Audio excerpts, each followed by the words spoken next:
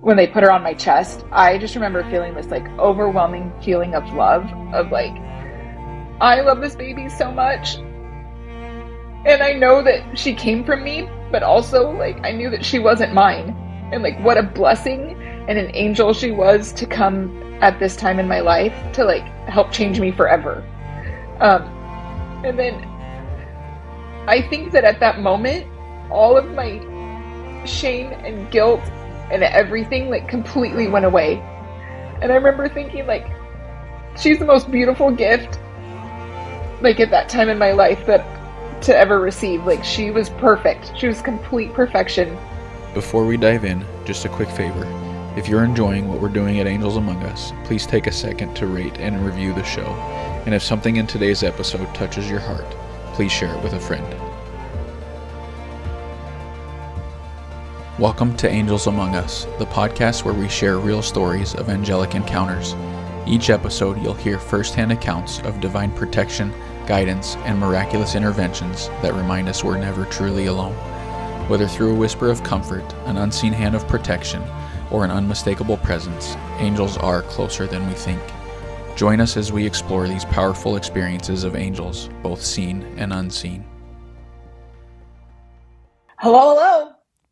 This is Heidi on Brent and Michaela's podcast, Angels Among Us. Is that good? Is that what I sound like? Yep, Hello, every hello. time. Hello, hello. Okay, I'm going to do it for real. Okay, that's too bad. You do have to put that in there, though. I'll put it in. Hello, hello. Welcome back to another episode of Angels Among Us. Brent and Michaela here as always. And we are joined again by my sister, Heidi. Yep, two-timer, she says. I have so many angels. Yeah, I do. That's Yeah, if you haven't listened to her first story, you don't need to before you listen to this one. They're not related. They're two separate things. However, there is, I believe it was our 6th episode, Gary and Andrea. You don't necessarily need to listen to that one first, but you will want to listen to them, back to back or whatever, because the story is related. But I don't think the order matters. What do you think? Nope.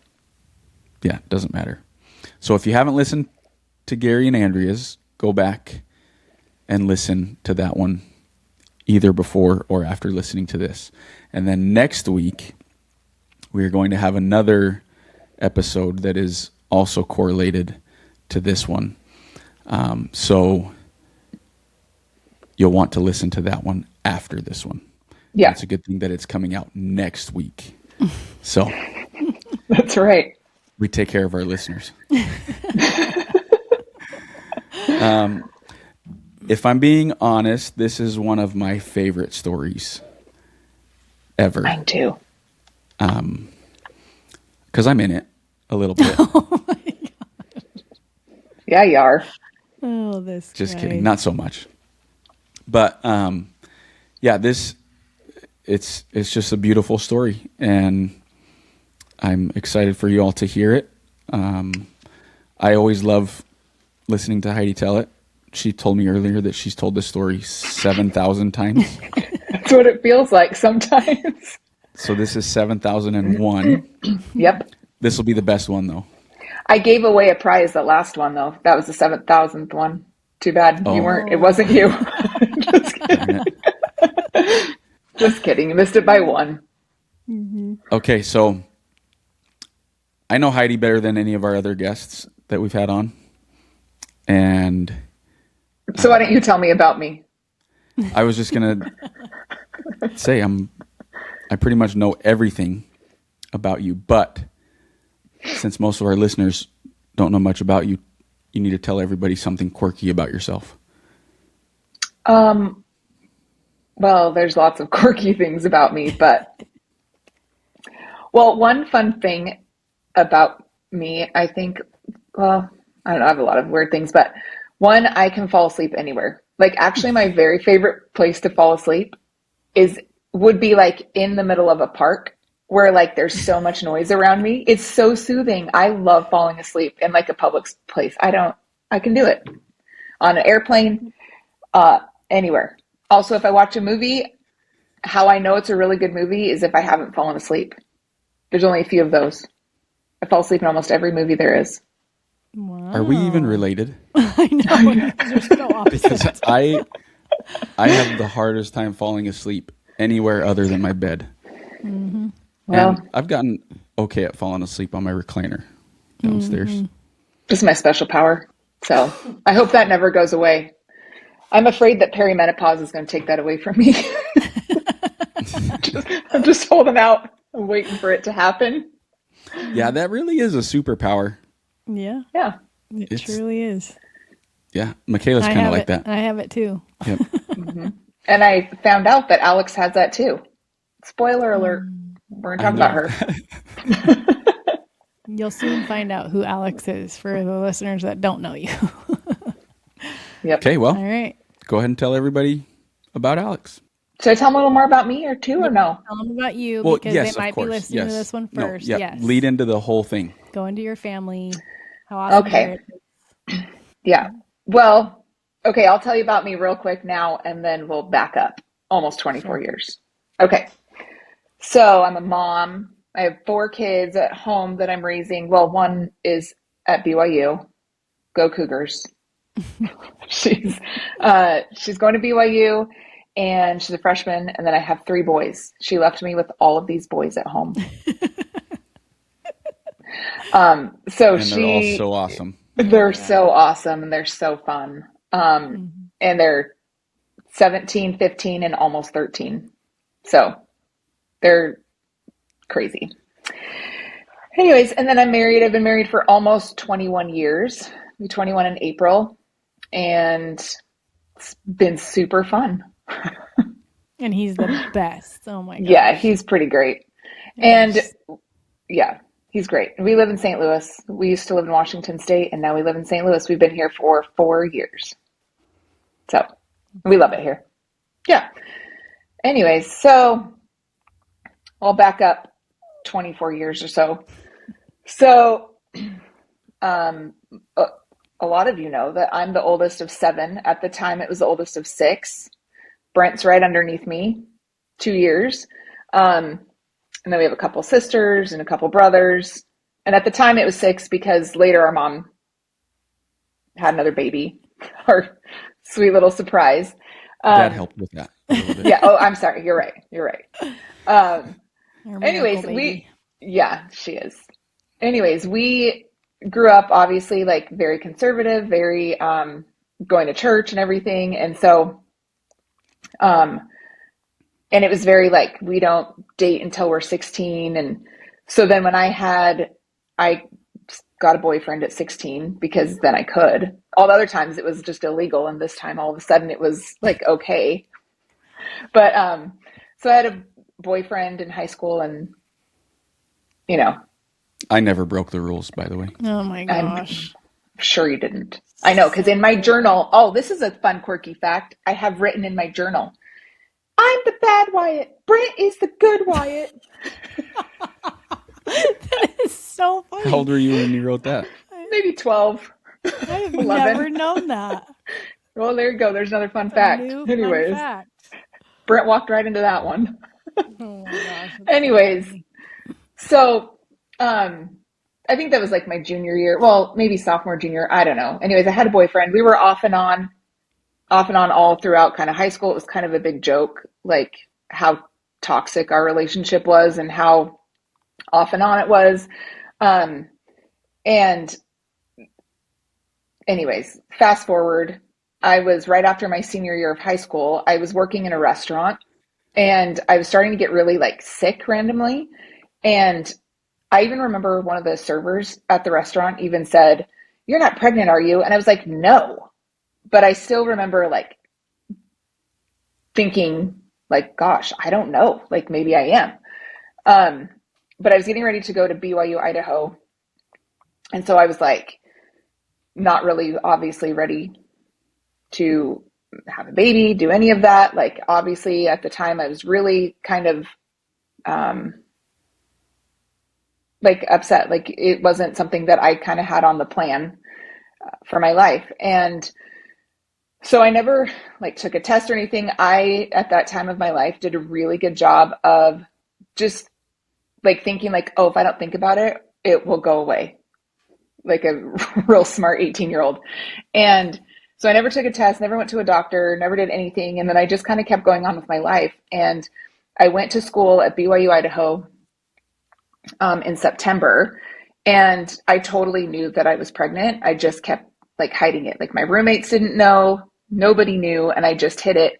And for anybody that knows anything about Rexburg, Idaho, it gets really cold.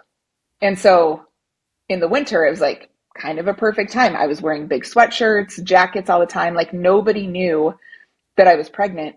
And I didn't know how far along I was. Like I knew nothing other than I had seen my mom be pregnant, probably what I can remember at least 3 other times. And so I knew that like there's certain medications I couldn't take and that I needed to drink a lot of water. Like I remember thinking about this stuff and I was tired all the time. I didn't really have a whole lot of morning sickness. I was just like, would feel so tired all the time. But I kept like trying to just kind of like think like there's no way that I can be pregnant right now.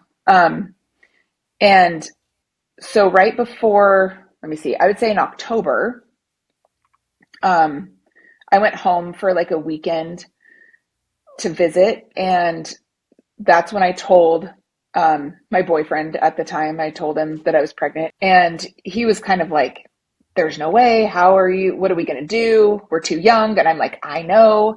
And I was just kind of trying to tell him like, I've like heard about adoption. And, you know, he was like, yeah, we can't have a baby right now. And I was like, I know. And so everything I ever knew about adoption is what I saw in the movies, which was they take the baby from you the moment you have it and you will never be able to see it. And then you go on and live your life like it never happened kind of thing. And like that scared me, but I also felt really like, well, maybe that's the right option. Like I want to do what's best for her. And so maybe, or I didn't know what baby was at the time, but I was like, I want to do what's best for the baby. And like, and I remember thinking like, I can't provide her with the family that I want.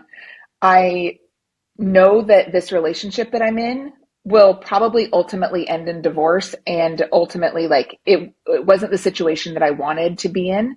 And so I knew that it wouldn't have been the best environment for this baby.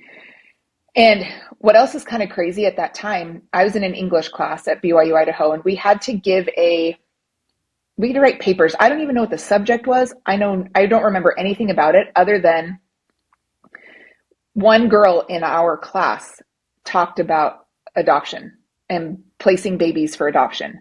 And I remember raising my hand. Okay, remember, I'm pregnant. Nobody knows this. And I remember raising my hand and asking her, but do you think that people think that that's the easy way out? And she looked at me and she was like, no, it is the hardest thing that you will ever have to face. And I hope nobody has to like go through that. Like it's so painful and it is not the easy way out. And I remember just thinking like, that's interesting. Like I also thought it was interesting that I had the guts to ask that because I don't even know if this girl was a birth mom or if maybe she knew somebody that dealt with adoption or placing a baby for adoption. But I just remember so specifically that her paper and asking that question and her like looking at me straight in the face and being like, no, it's not easy. It's not the easy way out. And so I just kind of kept that with me. And then I went home for Christmas. Again, nobody knew still. And which is going to blow your minds when I tell you when this baby was born.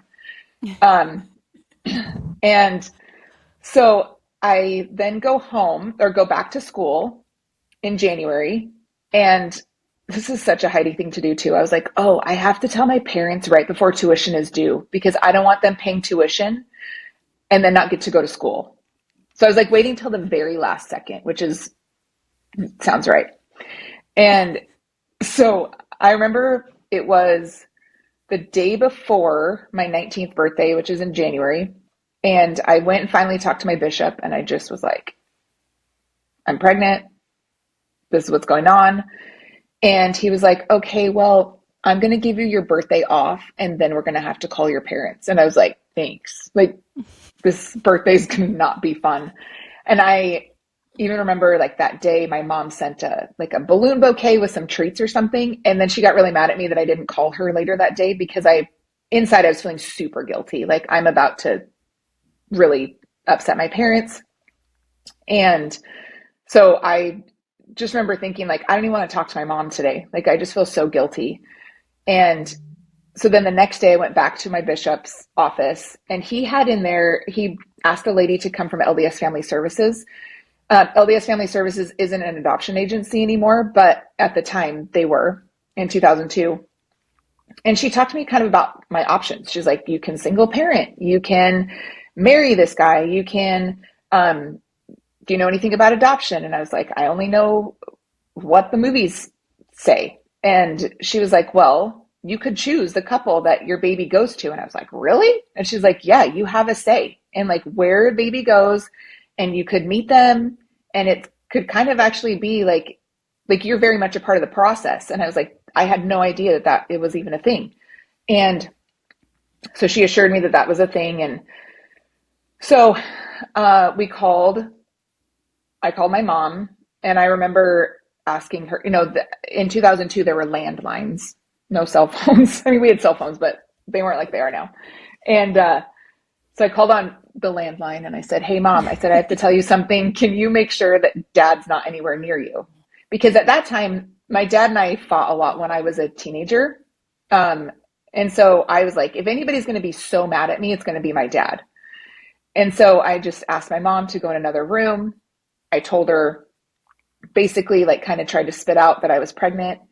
And I could just like hear her heartbreak on the phone. Like, I can't explain it, but I could just like hear her like just be really sad and like upset. And then like the phone clicked out. Like somehow we lost connection. And I remember thinking like she hung up on me. Like she's so mad. She hung up on me. And I think maybe a few minutes later, like I called back or she called me. I actually have blanked that part out. But the thing that I do remember is later on that night, my dad called our apartment and somebody was like, hey, Heidi, your dad's on the phone for you. So I get the phone and my dad said, Heidi, like we're feeling sad, disappointed, upset, like all of the things that you could feel. And then he paused and he was like, but most of all, like we want you to know that we love you.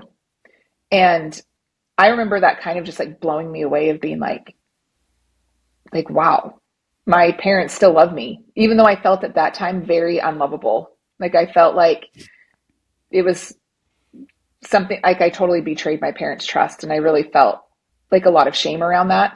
And so when he told me that, like, I was like, oh, I think we're going to be okay. Like they still want to have something to do with me. Like they still want to be in my life. And they ended up coming to get me that weekend because I had to go home, obviously, like, and have a baby. And again, I still had no idea like how far along I was. I didn't know if it was a boy or a girl. And my parents came and got me, and that was really hard to be able to see him face to face. But still, I just remember thinking like kind of blown away at this overwhelming amount of love that they showed me. Because like I said, at that time, I didn't feel like I really deserved it, but they really embraced me and just said, we are going to support you, whatever you choose to do. Like it has to be 100% your choice. And I remember really appreciating that. And I don't think that I realized how important that would be later on, like to just know that them saying like, this is your choice. So we ended up going home and I had my first doctor's appointment. Oh, that's something else my dad was kind of mad at me about, that I hadn't gone to a doctor. And I was like, Dad, I know how to do this. Mom, I've seen Mom. He was like, but I remember him getting pretty upset with me and being like, like this isn't just about you. Like this is about the baby that's inside of you and you haven't gone to see a doctor yet. Like that's not okay. And I said, no, you're right. So I think probably a couple days after I got home, I went to a doctor. We had our first ultrasound and the birth father and my mom were in the same room, awkward, having an ultrasound. And I remember the doctor telling us that I was 36 weeks along. And for those of you who don't know, like I didn't know as a 19-year-old, I was like, oh, what does that mean? Because my mom almost fainted, was almost on the ground, like fainting, like, oh my gosh. And the doctor was like, well, Heidi, that means that you could have a baby any day now. And I was like, oh, okay. And then for some reason, we never got the gender of the baby. It was like, then there were concerns because my amniotic fluid was really low. Um, Anyways, and we figured out how big she was, or again, I didn't know what she was, but figured out just like how far along I was. And so then it kind of, everything kind of went like into fast forward. And a lot of people will ask at this point, what do you mean, Heidi? How come people couldn't tell? And I think this is where I think like the body and the mind are so crazy, because there was a lot of times I was like kind of denying that I was even pregnant. So I feel like my body wasn't even allowing myself to really grow. My amniotic fluid was pretty low, and I'm really tall. I'm 5'10", and so I've always said that my babies just like stand up in me. Like they don't go out, they just stand up.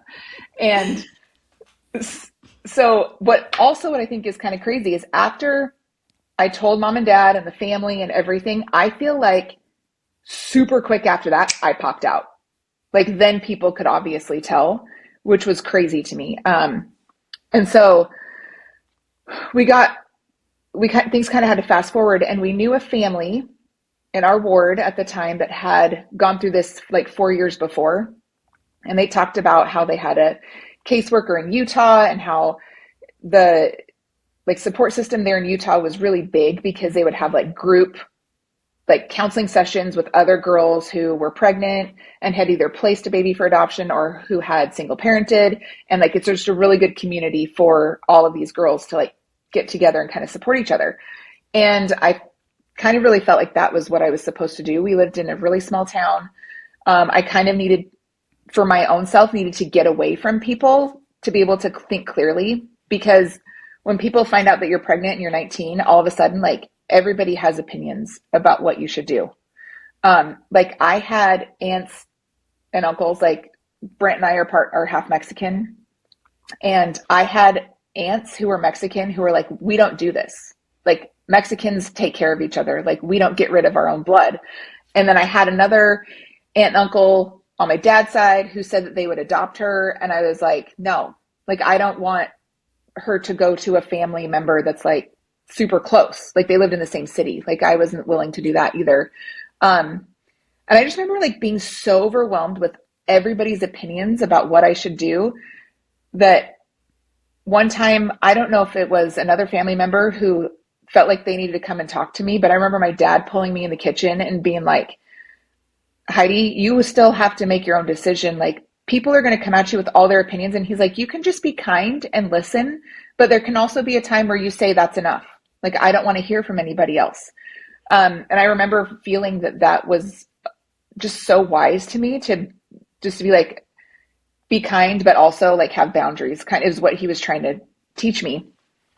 And I remember like thinking, I think adoption is the right choice for me. Like, I think that's what we're supposed to do.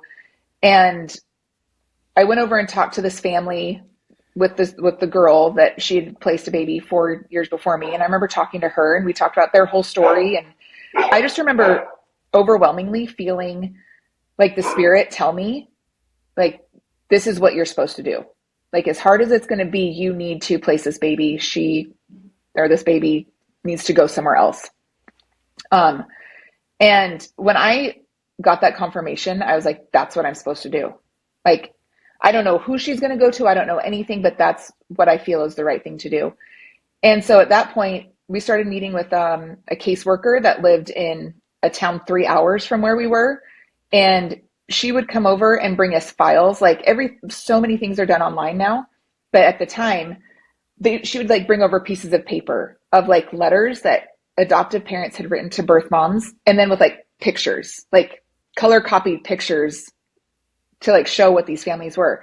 And if I was in the state of Washington, so I was pretty much getting state of Washington couples.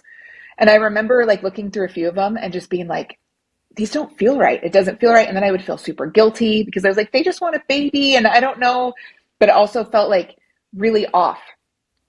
Um, and also at this time, I realized that I could choose like what kind of family she would go to. So like, I really wanted a family that was athletic, um, active, like outdoorsy and like did stuff like that because that's what we grew up with. I also really, I don't know if selfishly is the right word, but I wanted her to be the oldest, this baby to be the oldest baby for their family. Like I wanted to give that gift to somebody that to help them start their family. Um, and I don't know, like if there was a whole lot of other things that I had like super, uh, like strong things that I wanted for them, but I knew that when I would get a couple's file that I would read and it just didn't feel right, I would be like, this isn't them. And I would just give it back. Like I just knew. It was kind of the craziest thing.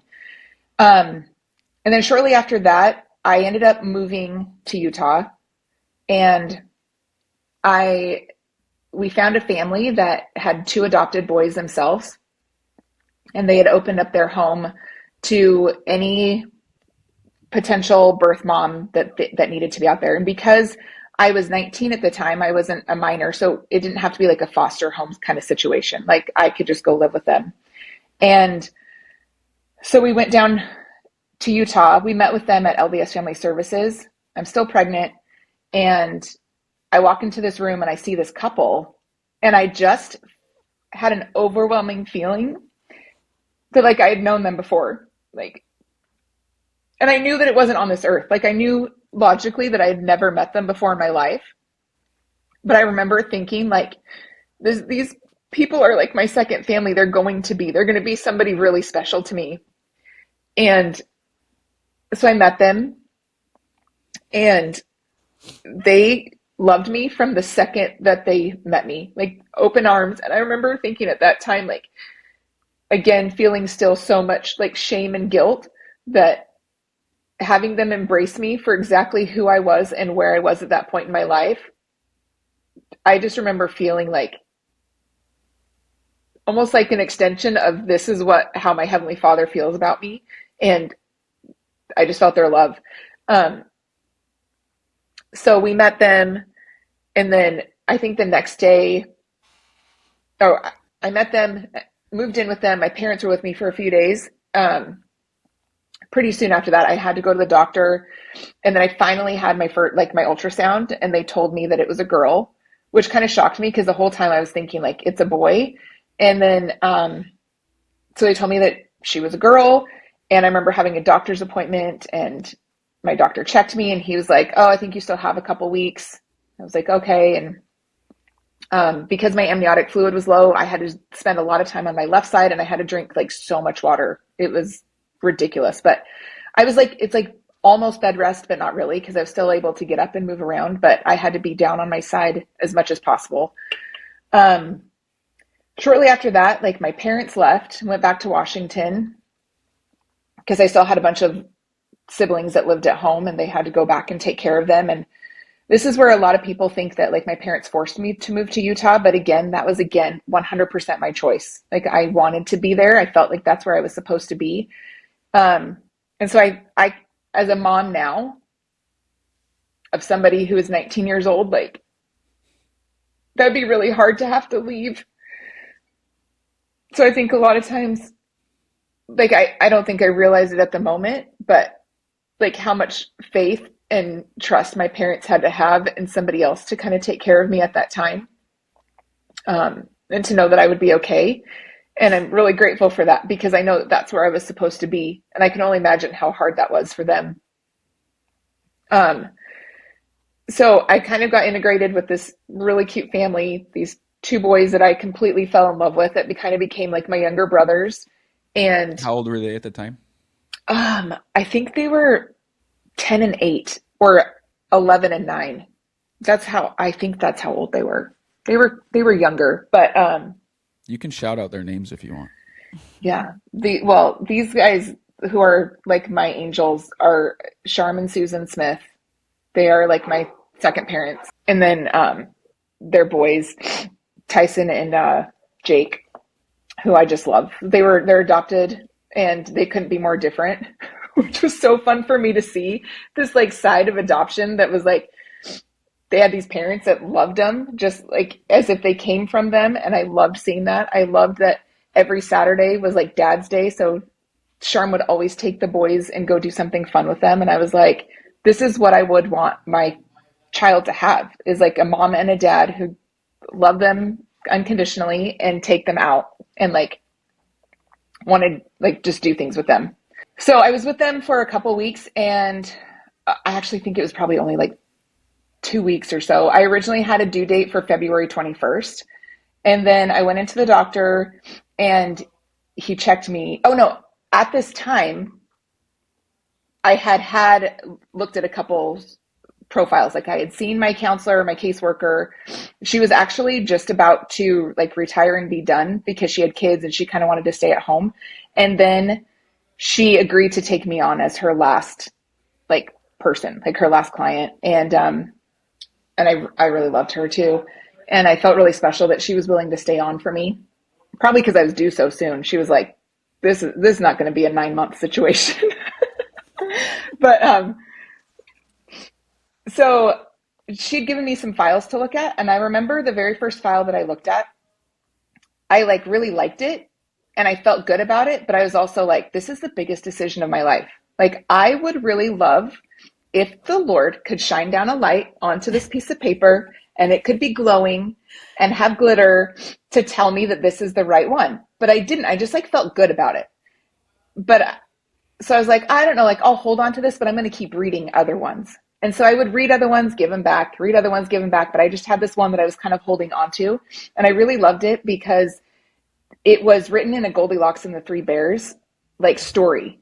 And so this little girl went into Goldilocks went into the Three Bears house, and she could see like, this is what this couple is. And then she'd go into the garage and she would see like ski equipment and camping equipment. And then she'd go into some other place and then she would see dance like stuff. And so it was really cool how they took like Goldilocks to go through their house to kind of tell their story. And I loved that. I was like, that's so different. It's like, they're not really selling me on them, where I felt like a lot of times other people were trying to sell me on like picking them. And so I loved it. And I told my counselor, I was like, I'm going to hold on to this. And she said, okay, if you are holding on to that file, nobody else, no other birth moms can look at it.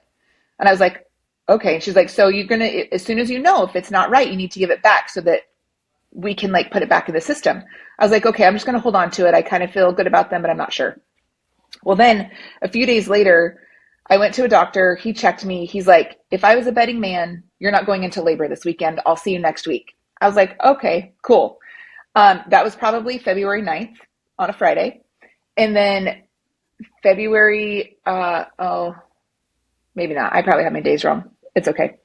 But that was a Friday, my appointment. And then Saturday night, I remember like having contractions all night long, but I was like, it's too early. Like there's no way I can have contractions yet. And I even remember like waking up and they were maybe around 15 minutes apart or so. Like not too bad. I remember waking up that next morning, we were getting ready for church and I told Susan, and remember, she hasn't ever had a baby either. So she's like, I don't know. And she like goes and gets the book of like what to do when you're expecting or something, whatever that book is. It's like famous book. And we're like flipping through it. And she's like, well, I don't know, maybe it's Braxton Hicks. And I was like, I don't know either. And she was so cute. She was literally like, I don't know what you're going through. And, so I went to church and I remember having contractions like through church and being like, oh gosh, but not really telling people like kind of how often they were coming. We get home from church, we're playing phase 10. I remember my parents called, like I was talking to my mom and I'm like having contractions while I'm talking to my mom, but I didn't want to tell her because I didn't want to worry her or have her like try to come to Utah with nothing happening. If it was just fake, like labor pains, right? So later that night, they started to get closer and closer together where I was like, I don't know. And so Susan calls the nurse and the nurse says, take her on a walk or let her have a hot bath. If they start getting worse or closer together, then that means it's real labor and she needs to come in. And so I think I took a bath first because that sounded better than a walk. and nothing was getting better. And then I went on a walk, and they lived in this little neighborhood where, like, if you turn the corner, it was like up a hill.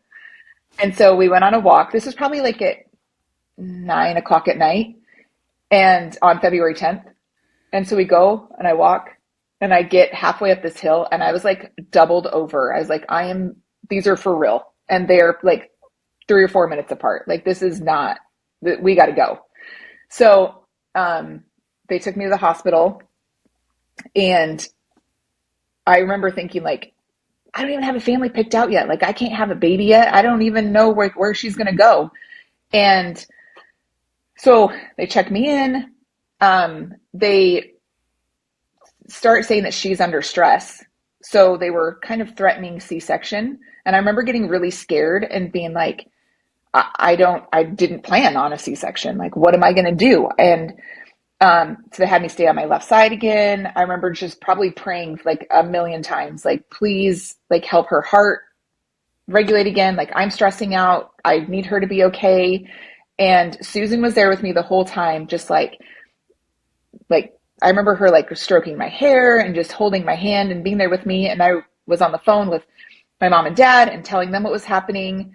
And so I think pretty quickly they packed up and like started driving to get to Utah, which was about 12 hours from our house in Washington to go to Utah. And they probably drove the fastest and most worried that they've probably ever were. And you guys, Brent and my two sisters got to come with. Do you remember that part, Brent? Did they like wake you up? Oh yeah, I remember. Yeah. And I had just started getting a sore throat, and I knew that it was strep. I let you around my baby with strep throat. No, I had to wait a little while. Oh, maybe that's right. We got there. Yeah. The very first thing we did when we got, well, they dropped mom off. Anyway, I went into a clinic. Sure enough, it was strep, and I got some antibiotic. So I was on antibiotic for 24 hours before I saw anybody. Then we're okay. But that 12 hours was miserable. My throat was killing me. Oh. I was mad at my sister, and I'm just kidding. No, but I wasn't going to miss it. They told me I could stay home if I wanted to, and I said, no, I need to go. Yeah. Yeah. So fast forward, like, her heart started to regulate, and I knew my parents were coming. Birth father was also on his way. His parents helped him get a flight out to Salt Lake. And, so he was on his way, and then they finally got me back into a room, I'm guessing around midnight or so, maybe a little bit before then. And I finally got an epidural, and I just remember thinking, like, thank goodness for this epidural. Like, this, because I was able to kind of relax and try and, like, I didn't feel any more pain. I was so excited about this epidural. And they told me to sleep a little bit if I could. I actually had that family that was from Washington. They were in town because they were, maybe our friend was getting ready to go on his mission. That would make sense.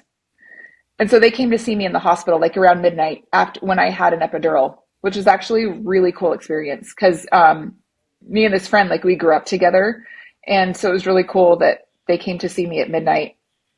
I mean, it's just crazy that they did that for me, but they came to see and kind of like wish me luck. And then I ended up, like, around 3 a.m., I was like, something's going on with my body. I started shaking, all the things. They come in and check me, and they said that she was ready to come. And so I pushed for 30 minutes, and she was born at 3:38 in the morning.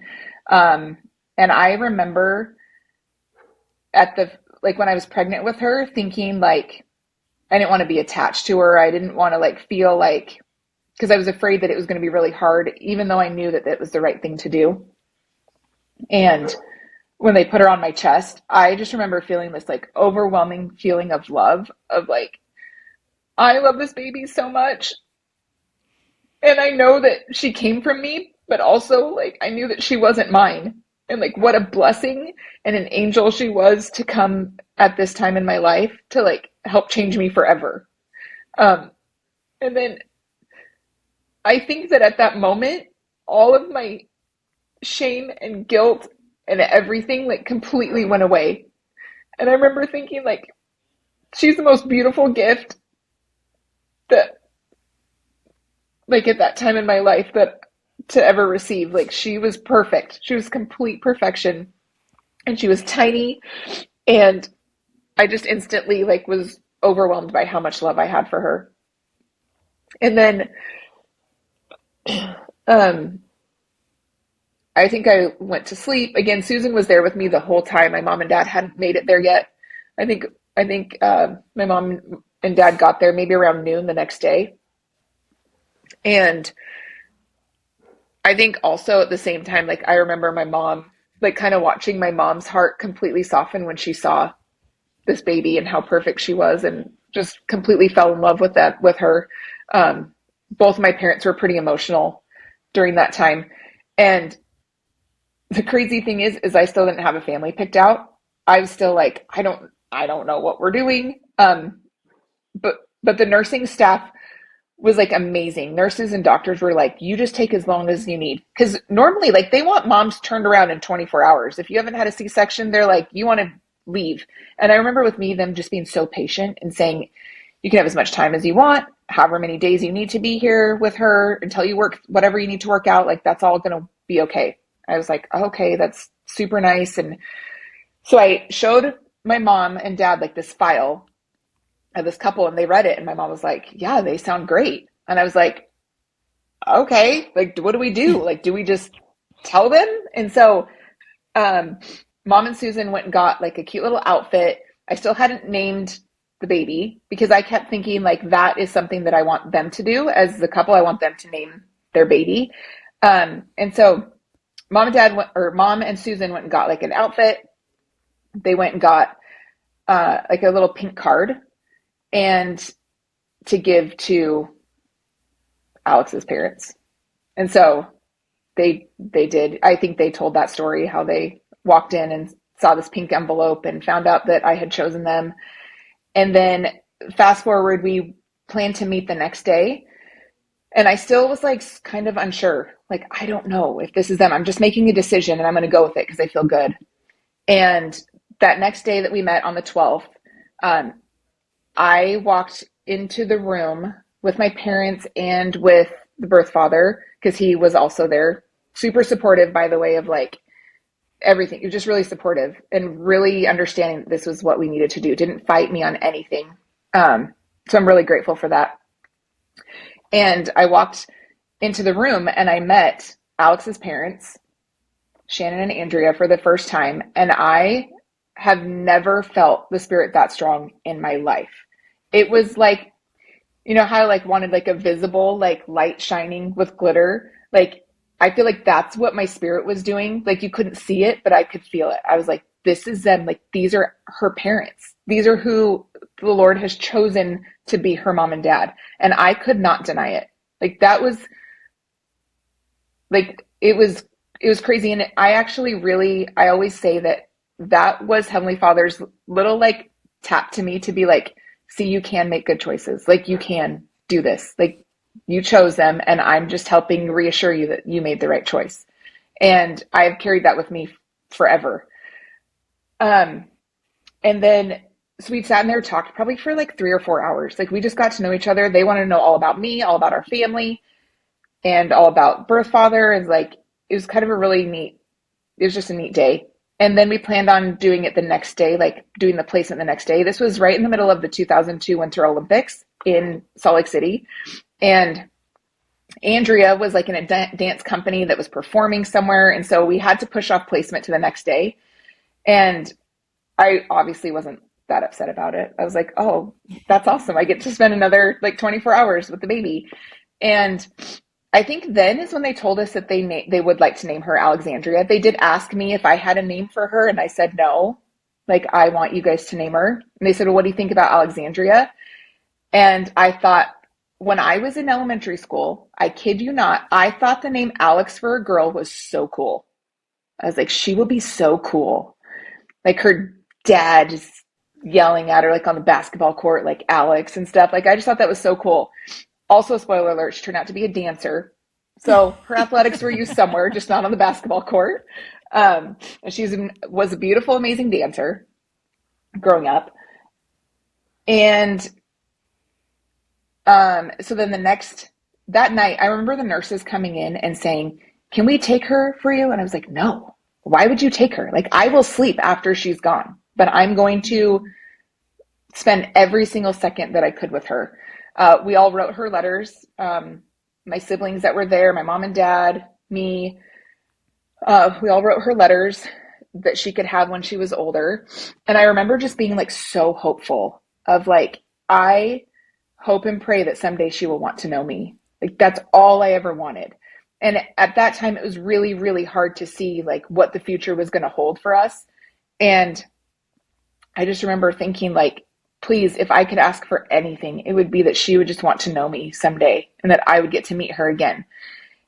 And I, I, I feel like at the time I had peace and comfort knowing that that would happen. It would just maybe take a little while, because at that time adoptions were semi-open, where like we knew their first names and I knew that they lived in Utah and they knew our first names and that we lived in Washington, but that was it.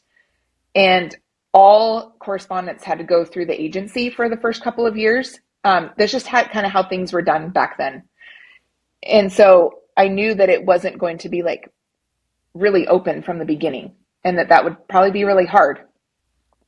So then we got ready for the next day to come. And I remember hearing maybe around 10:30, 11 that they were there at the hospital and we were going to go meet in like this conference room. And the nurse came in and said, "Shannon and Andrea are here, but they said that you can take all the time that you need with her." And I said, okay. And I gave her a bath with my dad. Like, we gave her like a little sponge bath and we got her dressed up in this cute little outfit so that she could go meet her parents for the first time. And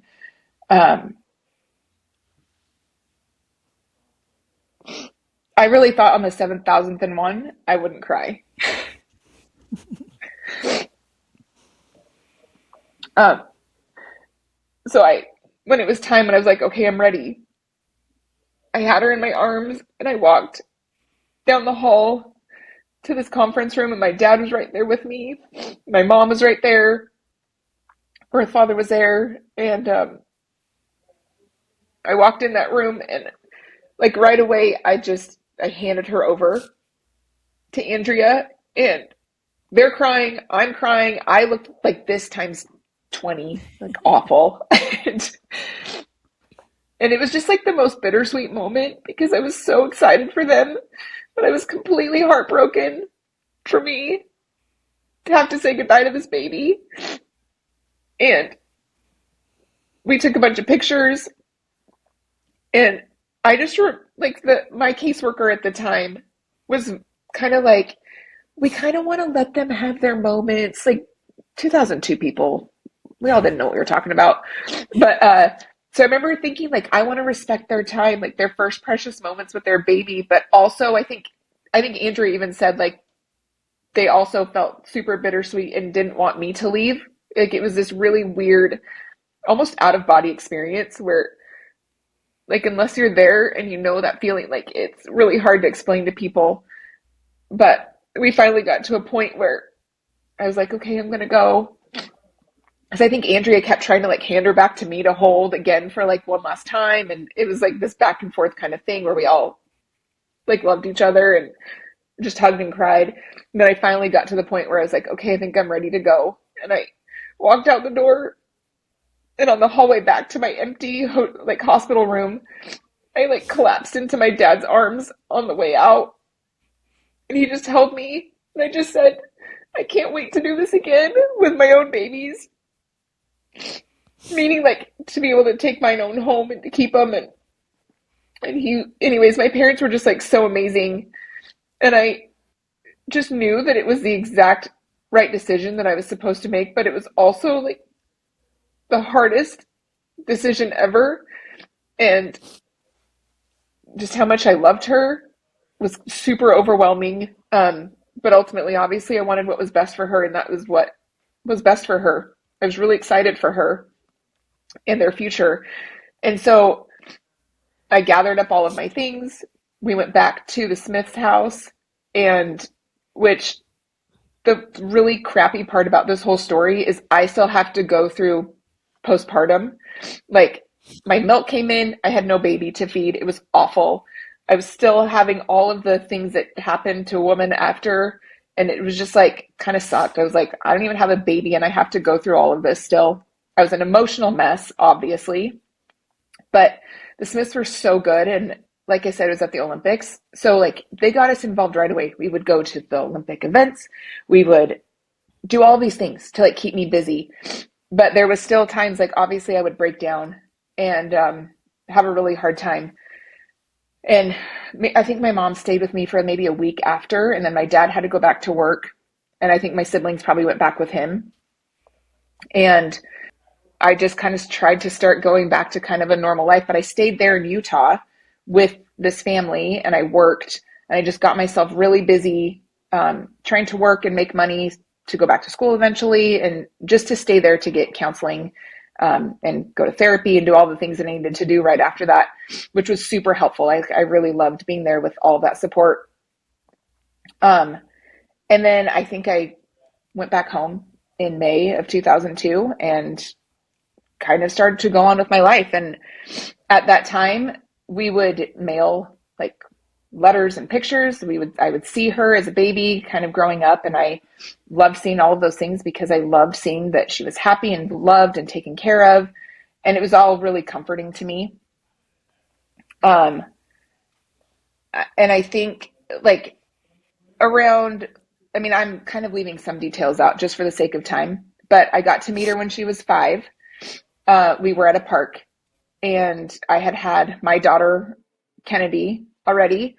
And so we got to meet at a park, and that was really cool to be able to see her. And my mom was with us, and I remember my mom saying, like, she is exactly like you when you were 5. But at that time, we weren't saying things like, this is Heidi, your birth mom. Like, they weren't saying that. And they told me that they weren't going to. They just told me that they were going to tell her that I was her friend. And I was like totally okay with that. I've always been very, had the end goal in mind. And I've always said this is the only thing I've ever been patient in my whole life. Like, was like the end goal of knowing her and meeting her and like having a relationship with her. And so that meant whatever boundaries they put in place, I would completely honor and respect. And so when they said, we're not going to tell her who you are, we're just going to meet you at a park, and we're going to tell her that you're our friend, I was like, okay, cool. I'll do whatever you want. And so we met. It was so fun. We spent 3 hours together. I mean, she was just the cutest little thing, and it was so fun to see her. And after that, we had decided that we would be able to see each other more often. And then during a few years after that, like I was kind of like expecting to be able to see her more, but they had stuff going on. I think Andrea shared with you that they had gone through a divorce at the time. And when she finally told me about the divorce, it was actually 3 years after their divorce is when she finally told me, because there was a span of time where we didn't have a lot of communication, not because neither one of us wanted to, but it was because I was raising my own kids, like littles at home, which was super overwhelming and exhausting. And then they were going through their life. And so there was a period of time where like maybe we wrote once a year or something through email. But then she finally told me, and I was really upset, like so devastated and upset. And like, I could have kept her in my own broken home. Like, you guys were supposed to stay together and have this eternal family. And I was going through a lot of mental drama where it was like, I made a mistake. And what did you do? And then I kept having the spirit tell me like, no, Heidi, remember what you felt in that room when you first met them. Like, they are her parents, and you could control who she went to. Like, that was the only thing you got to control out of this whole situation. But Alex still gets to have her life, and she still gets to go through hard things, and her parents still get to go through hard things. Like, you don't get to have any control over any of that, but you did what you were supposed to. You felt that, you knew it, and that's what you have to go off of. And once I was reminded of that, I was able to let it all go. And I was just like, you're right. She's exactly where she's supposed to be. And she's going to have hard times, just like I've had hard times in my life. And And so the next time I got to see her, she was 13. And that was so fun and so nerve wracking for both of us. Like, kind of seeing a mini teenage version of yourself is wild. And I remember looking at her and just being like, oh my gosh, we look so much alike. Like, it was crazy. And she reminded me a lot of my little sister. That surprise baby, this is a fun fact. She came like almost a year exactly after Alex was born. That's a whole other story. But so it was actually kind of fun to see Kylie grow up, because she reminded me a lot of like, oh, this is what Alex would be doing at this age. And this is kind of like how she would be acting. They reminded me a lot of each other. So that was really fun. And they look a lot alike too. Yeah, they do. Yeah. So we hung out when she was 13, and that was super fun because my kids were there. I don't think my kids really fully understood everything yet, but it just felt right to be able to be with them. And every year after that, we kind of tried to see each other, like when she was 14 and 15, and her mom got remarried, I think when she was 15. She might have to correct me on that, but Jared and I got, Andrea wasn't. yes, yeah, you're right. Thank you. Yes. Yeah. Alex was 15. Jared and I got to go to the wedding for that. And that was super fun just to kind of spend more time with them. That's also the first time that she got to meet our brother Tyler, and that was really cool. And I just remember thinking about. I know, I'm sure you weren't. Well, he lived in Provo at the time. I think that like as she got older, I kept thinking like, oh, there's hope. Like we're gonna really know each other, and someday she's gonna get to know my whole family. Like I just had so much faith that that's what would happen. And I even remember like later on, like before she was 18, even like texting my family chat and being like, you guys just wait, it's gonna happen. Like I know it's gonna happen someday, and I just hope and pray that it will. And I just kept having to think like, if I just keep my our boundaries, and I'm respecting theirs, and I'm doing everything that I want to, like they're going to want to know me. And so I think like before she turned 18, or maybe it was 19, I don't remember. I had a conversation with her where I was like, listen, like you're 18 now, like we can have this as open as you want. I'm here, but also I'm respecting if you're not ready yet. And to be honest, she would tell you this, like she wasn't super ready at that time. And I was okay with it. I said, okay, that's fine. Like when you're ready, we'll be ready. And now, like the story gets so much better from there. Like we have each other's phone numbers. She'd tell you that she was afraid that I was going to be like a crazy person and want to call her all the time and text her all the time. And I told her, I said, listen, you give me your phone number, I'm not going to send you crazy cat videos. I promise. Like I'm going to back off. Like you talk to me when you want to talk to me. And so I did. I just was like, everything up until that point was with her mom, like through her mom. And I just always respected that Andrea was her mom. Like I never wanted the title of being mom, because that's not who I was to Alex. Like I was her birth mom, and I just always loved and honored and respected Andrea as her mom. Like that's who she was. And I loved that. Like Andrea and I had a really close relationship. Have we had to work through things like throughout the years? Yes, because crazy enough, like and Andrea would tell you this exact same thing. Like there are insecurities on both sides. Like I have my own insecurities about things, and she has her own insecurities about things. But what's been amazing about our relationship is we have been able to come together and talk about it. And that has only benefited our relationship. And ultimately knowing that Alex is like the most important person in this whole story, in this whole relationship, has been the reason why I think that we are where we are today. And I love her mom for loving me the way that she does. I think when I don't know, she met mom and dad. I don't even remember how old she was. I could do the math, but I don't want to. But she met our parents. They came down for one weekend in Utah. I was with them. My brother was blessing his baby. And so we were kind of like, that's a kind of a really good opportunity for maybe Alex to meet them if she wanted it. And she finally said that she was ready. She was really nervous. But that weekend went so well that her mom even said, hey, when are we going to have this Wyatt Arbuckle reunion? And I think my mom and dad and I have kind of looked at her like, oh, that's funny. And then like we went on with our conversation, and then Andrea like stopped. She goes, I'm about to get offended here. I'm being serious. Like, when are we going to have this reunion? And I was like, oh, she's serious, Mom.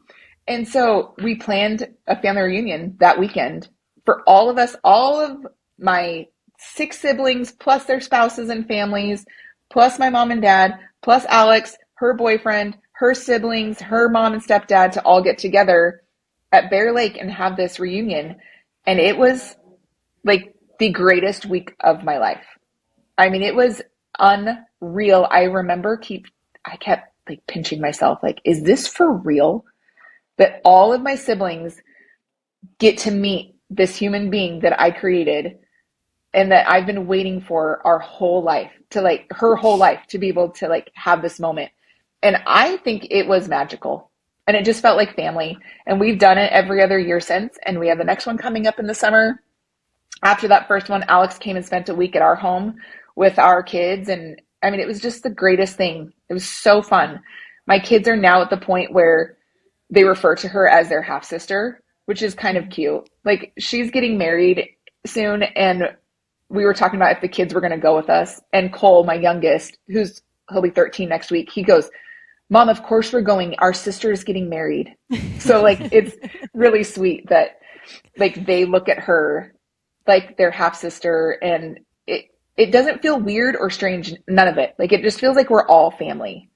And anyways, I don't know what else you got. That's a long story, but it's the greatest story. Like, I love it so much.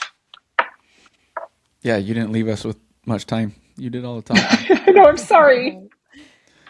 No, I wanted to point out, and you touched on this a lot, about feeling so much guilt and sorrow and stuff in those moments, right? When you just thought you were unlovable. And for whatever reason, we do that. And we think that we're not worthy of God's love, or we're not worthy of our earthly parents' love. You know, and I don't know where that comes from. Yeah. I mean, society, you know, a bunch of different, because it's not like God ever makes us feel like that. And he was there the entire time for you, right? And guiding you and yeah, so I can just think back in my life in moments where I have felt God's love the most, and those moments are so special and incredible. Even though he's always there showing that love, you know, it's just up to me to be willing to see it and recognize it. Yeah. I mean, if you listen to Andrea's side of the story and my side of the story, you can see it orchestrated so beautifully, where it's like he was there the whole time because he had to plan the whole time. And like, Andrea and I will talk about how we just know that we just knew each other before this life. Like, it sounds crazy to some people, but that's the only way we can describe it. Like, our souls just knew each other. And we just know that, like, I was the way for her to become a mom. And I would not take it back for a second. Like, it all just came together beautifully. And you're right. He was with me the whole time. Even if I didn't think that he was there, he was. Yeah, and I know I want to leave some stuff for Michaela, but God didn't force you to have a baby, right? He didn't make that decision for you. But he used you. He used your decisions, and even in your mistakes, right? Or things that we perceive as mistakes or sins or whatever, he can still use all of that for good. And in that moment, he used you as an angel, right? You were an angel for somebody else, even when you're not doing the things that you're supposed to be doing, you know? And it just amazes me how he is the best at that kind of stuff, and all at the same time, and everything like you were talking about. And he's just the best. And yeah, we love Andrea so much, and we have felt a special connection with her just because of the things that we've been through. Right? Okay, stop right there. 'Cause that's I know. one of my thoughts. I know that's where my thoughts are gonna go. So, But real quick, I know I agree with you because I often feel it's so funny. Now I'm going to use the same word, guilt. I feel guilty saying that I felt guilty then, that I like felt shame because of what a blessing Alex is in my life. And I wouldn't want it any other way. Like, I don't ever want her to feel that she was a mistake or that she wasn't supposed to be here because she was. It was all part of the plan. And it was the choices that I made that got her here. Like, you're right. Like, God just used me as an instrument because of the choices I was already making to have her come to this earth.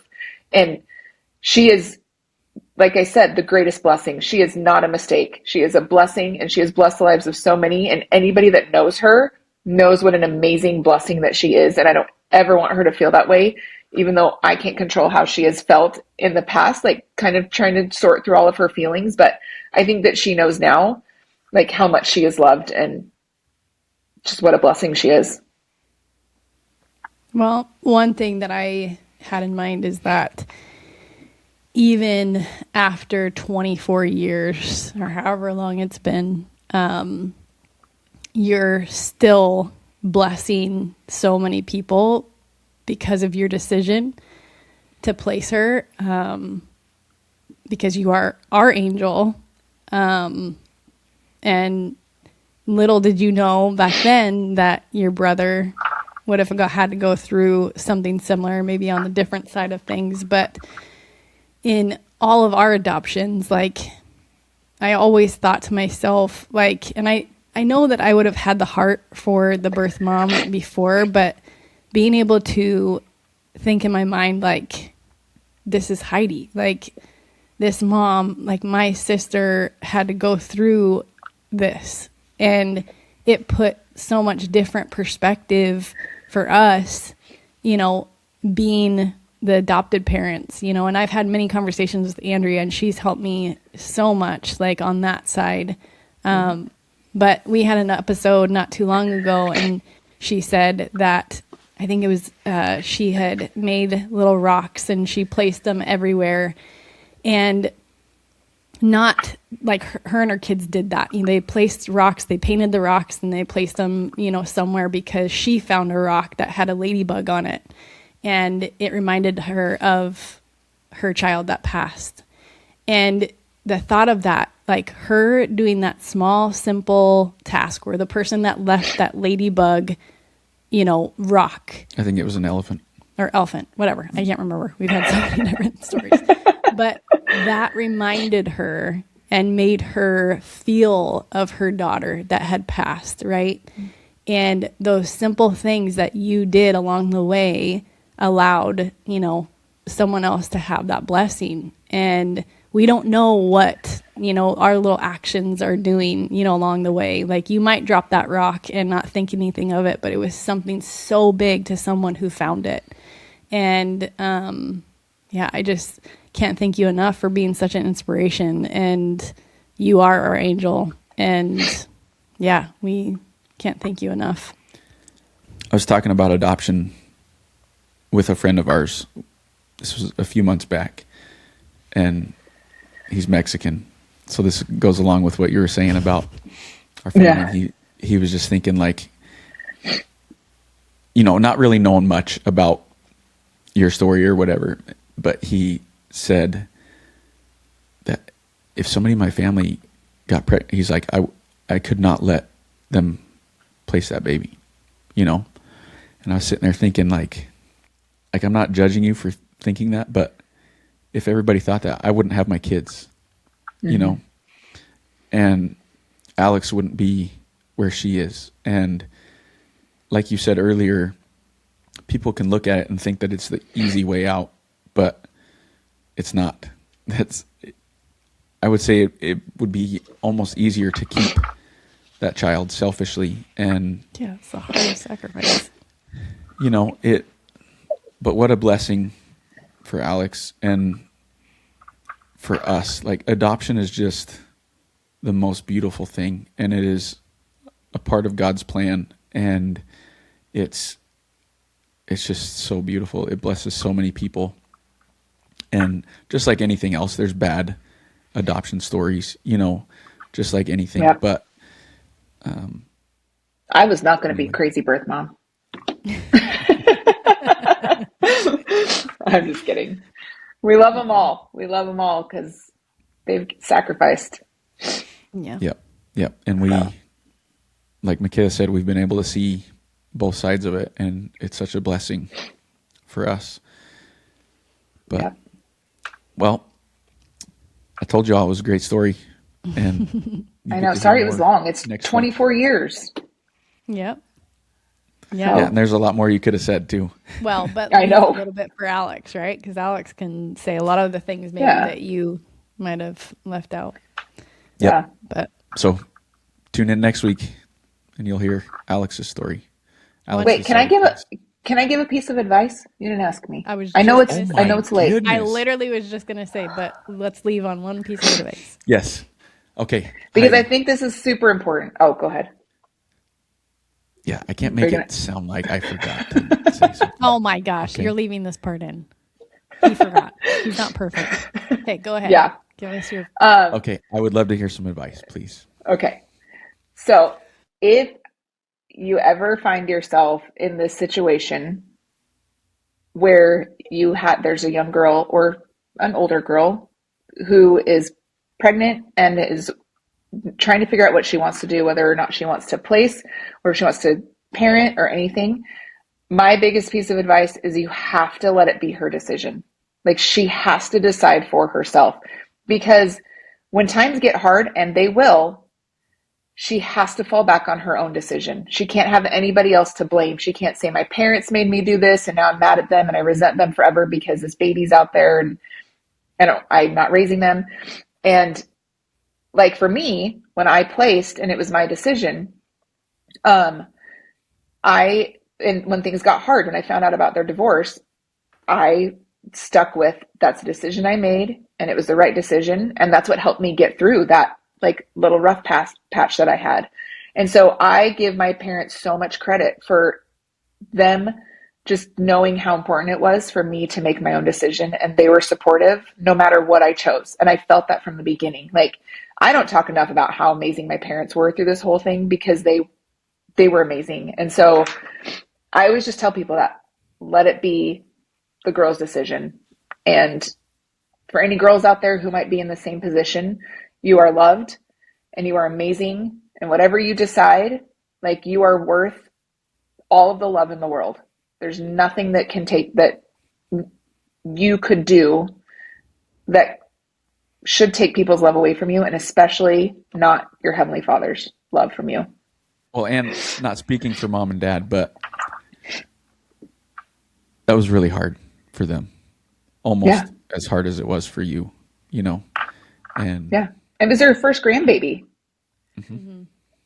Like, it was first hard for them to know that I got pregnant. And then second of all, I think it was even harder for them to even have to say goodbye to her. Like, I've told people that I don't think that I ever saw my dad cry, except for when he was there with us in the hospital with Alex. That's the first time I saw my dad cry like that. He cried when I moved out. Oh my gosh. Well, you moved out after I placed her. So there. Uh-uh. Yes, huh? Oh, yeah, it was after. 19. Yeah. Yes. Yeah. Anyway. Okay. Heidi. What? Sorry. Can you share one thing that you know to be true? Yeah, that Brent is not always right. Just kidding. Yes. No, I'm sorry. This is supposed to be the serious part. I'm sorry. Yes, I know that we have a Heavenly Father who is very aware of us and has our lives. If we allow him to, he will orchestrate our lives so beautifully that things will work together for our good, even in times that we think are really hard and really maybe bad. That he has a plan for us to make all things work and all things beautiful and all things good. And if we just turn to him and let him and start saying yes to him, like, we're only going to be able to see the amazing, like, beautiful life that he has planned for us. It's even so much better than we could ever imagine. Like, there's like this really cool picture of this little girl with a smaller teddy bear, and then Jesus or God like holding an even bigger teddy bear in his back. And I love that picture so much because there's so many times in my life where I'm like, I have not been willing to give him this small teddy bear in return because I'm holding on to whatever I think is right for me. And if I would just let go, and the times in my life that I have let go, he has only given me twice as much or better than I could have ever imagined. And it's because he loves us so much.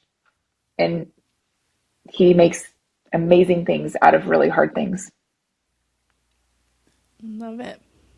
Amen. Amen. Yes. Thanks, Heidi. We love you so much, and can't wait for people to listen to this. I know it's going to be one that touches so many people's hearts. So thanks. Yep. Love you guys. Thank you. And I know we're supposed to be done, but I will say, like, getting to watch you guys get Reese and Tegan, like, that was the other part of the story that it helped heal my heart too, because like I knew this family that I lived with and their little boys, and like I loved them, but getting to see you guys become parents was like the cherry on top of my story, where it was like, this is what it was like for them. And I love Reese and Tegan. Like, if they were literally flesh and blood, like those kids, they are a family. They are Wyatt's.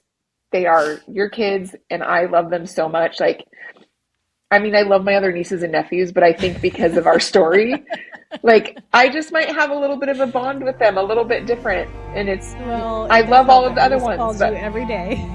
I know I love her. Anyways, I just had to put that little nugget in there. Like, what a blessing that is to be able to see this side of the story too. And I love your guys' birth moms. I've only met one of them, but I love them and have such a deep, deep love for them. Thanks for joining us on Angels Among Us. You can find us on YouTube and wherever you listen to podcasts. Follow along for more stories of everyday miracles and reminders that angels are among us. If you have a story to share, please email or DM us with a brief summary. We'd love to hear from you. And remember, when we are waiting, God is working.